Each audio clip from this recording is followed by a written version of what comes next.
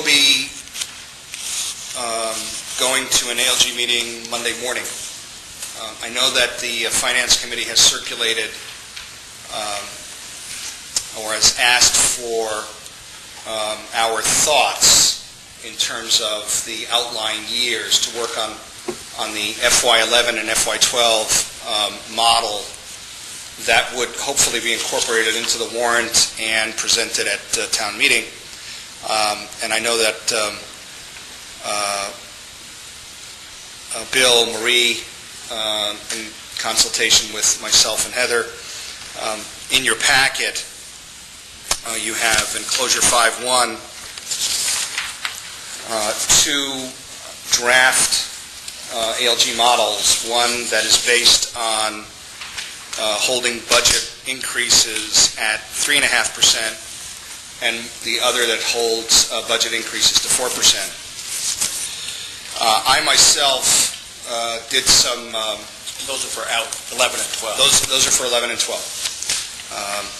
So if you look at these, the 3.5% one balances out through FY12, leaving about $2 million left in reserves entering FY13.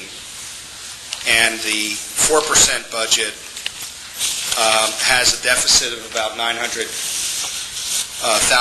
for FY12. It balances FY11 and leaves $1.6 million in reserves. Just as a food for thought, and I will certainly convey this to the ALG on Monday morning.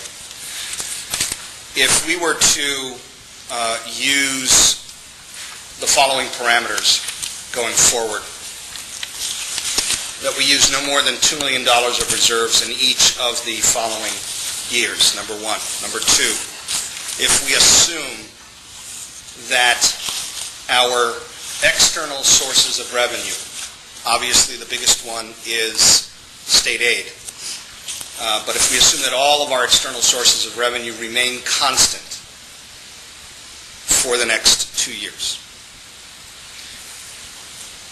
we can now come the scenarios. If we held our budget increases to 3%, we would end up entering FY13 with $3 million of free cash, $3 million of reserves,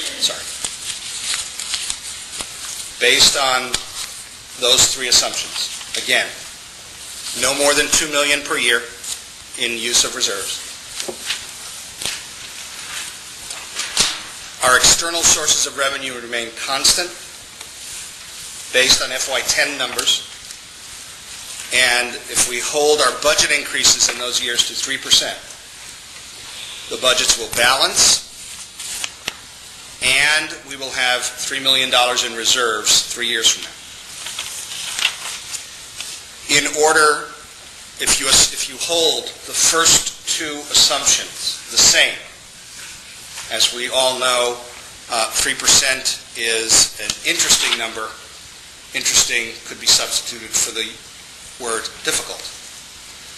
If that 3% were to become 3.5%, we would need an extra $1.2 million of revenue to balance out to FY13. If 3.5% became 4%, we would need an additional $2.5 million.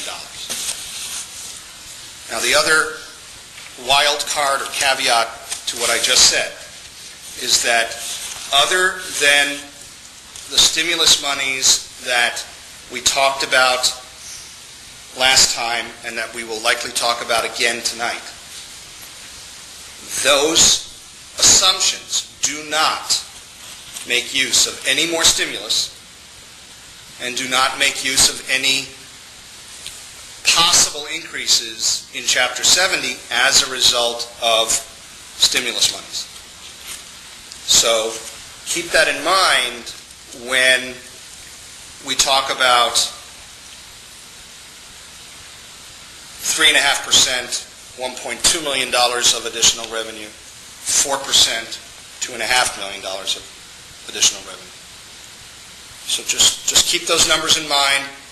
I think we have some idea of what some of our stimulus monies look like. We don't have an idea of what I think the larger part of our stimulus money, hopefully, will look like.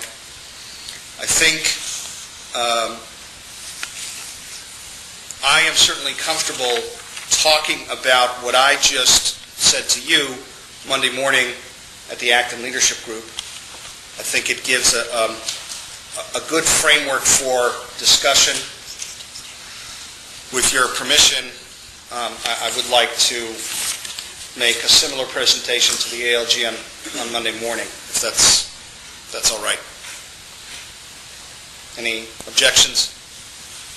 Okay.